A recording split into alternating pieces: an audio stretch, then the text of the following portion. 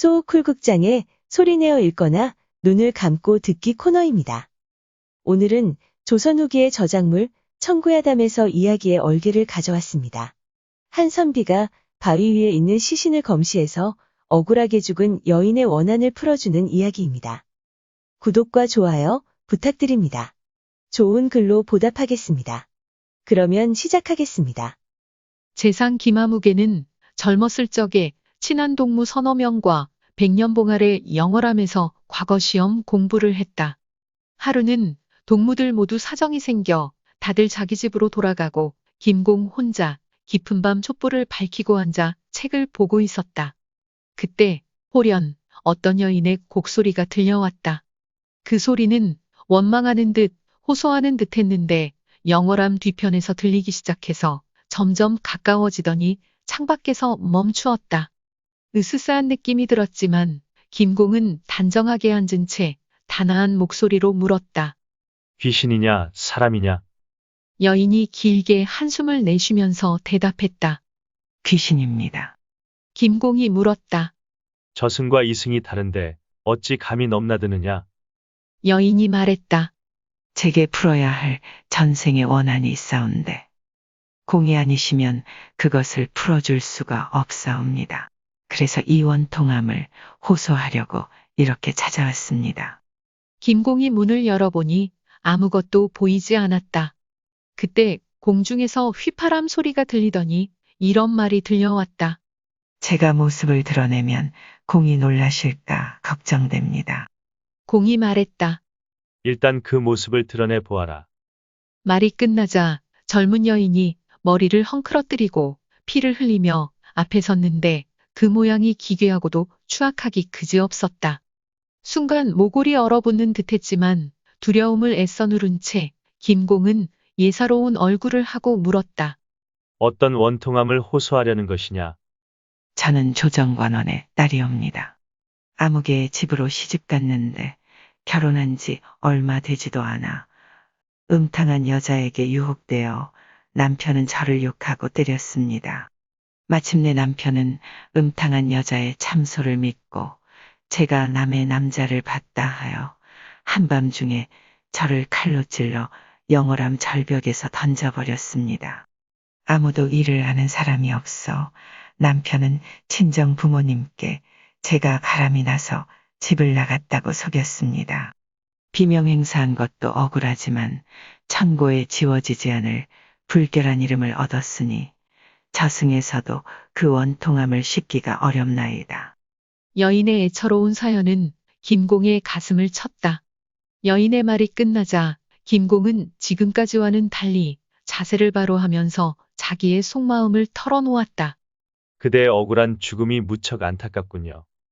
하지만 과거 시험을 앞둔 일개 서생인 내가 어떻게 그 문제를 해결할 수 있겠소? 여인이 말했다. 공께서는 모년에 반드시 등과하실 것이고 모년에는 아무벼슬을 얻게 되실 것입니다. 모년에는 형조참의가 되실 거고요. 형조는 형벌과 옥사를 관장하는 곳이니 어찌 제 원통함을 푸는 것이 어렵겠습니까? 그리고는 작별 인사를 하고 떠났다. 김공이 다음날 아침 몰래 절벽 아래를 살펴보니 과연 한 여인의 시신이 버려져 있었는데 어젯밤에 본 그 여인이었다. 아직도 선혈이 흥건한 것이 방금 죽은 사람 같았다. 김공은 돌아와 계속 책을 읽으면서 그 일은 비밀로 하고 발설하지 않았다. 그 뒤 김공은 여인의 말대로 과거에 급제해서 여러 벼슬을 거쳐 마침내 형조참의에 이르렀다.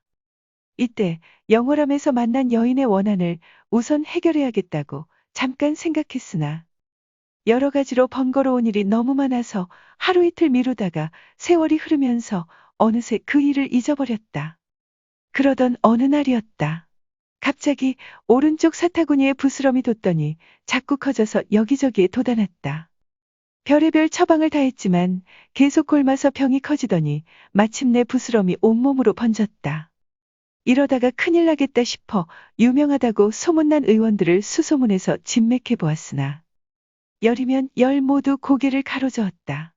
병의 원인을 모르겠다는 것이었다. 나중에는 임금이 어이까지 보내주었으나 역시 결과가 신통치 않았다. 이러다가 죽을지도 모르겠구나 하고 생각하고 있는데 집에 식구가 어디에서 수안보 온천에 관한 이야기를 듣고 왔다.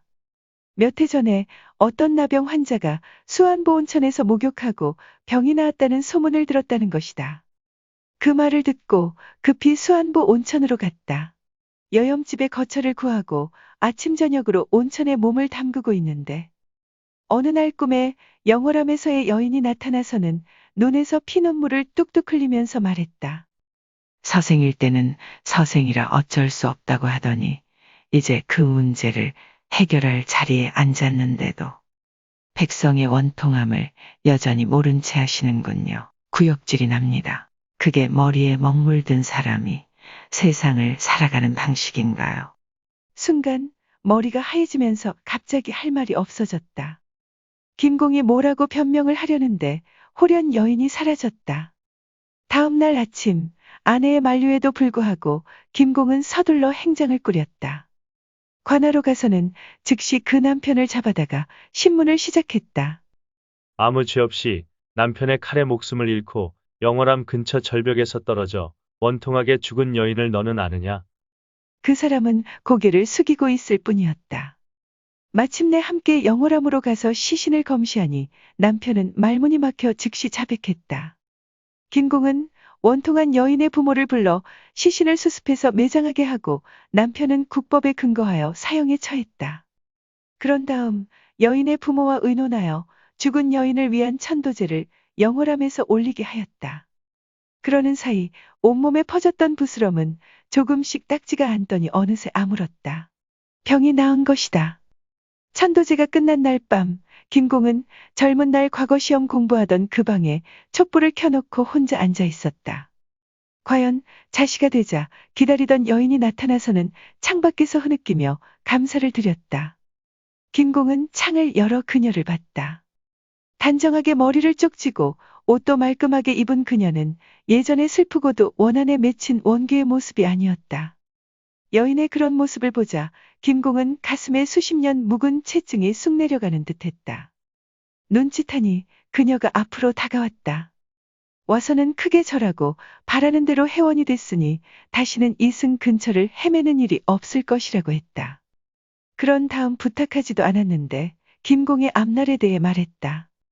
공께서는 모년에 모관직을 얻을 것이고 모시에 어떤 일을 겪게 될 것입니다. 지위는 재상에 이를 텐데 모년의 나라를 위해 힘쓰다 돌아가시고 나서는 아름다운 이름이 천추에 무궁할 것입니다. 무엇보다도 제 말을 새겨듣고 오랫동안 마음속에 잊지 않고 있다가 때가 되자 마침내 눈물을 닦아주신 공의 자비로움으로 인해 앞으로 여러 대에 걸쳐 자손들이 크게 번성할 것입니다. 그리고는 작별 인사를 하고 떠난 다음 다시는 나타나지 않았다. 여인은 아름다운 말로 그에게 찬사를 올렸지만 김공은 한때 자기가 했던 행동을 매우 수치스럽게 생각했다. 그래서 여인을 자기 행동의 스승으로 여기고 그녀에게서 얻은 교훈을 절대 잊지 않았다.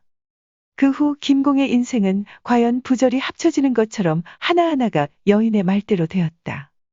모년에 나란 일을 하던 중에 현장에서 갑자기 죽었는데 과연 죽어서도 김공은 영원히 아름다운 이름을 천하에 드리웠다. 들어주셔서 고맙습니다. 용어 설명에 올리겠습니다. 모골은 털과 뼈를 아울러 이르는 말입니다. 천고는 아주 오랜 세월 동안이라는 의미입니다. 서생은 글만 읽어 세상 일에 서투른 선비를 말합니다. 모년은 아무해, 모시는 아무 시간이라는 뜻입니다. 부절은 예전에 돌이나 대나무 그리고 옥 따위로 만들어 신표로 삼던 물건입니다. 주로 사신들이 가지고 다녔으며 돌로 갈라서 하나는 조정에 보관하고 하나는 본인이 가지고 다니면서 신분의 증거로 사용하였다고 합니다. 천도제는 죽은 사람의 영가가 정토나 천상에 나도록 절에서 치르는 법회입니다.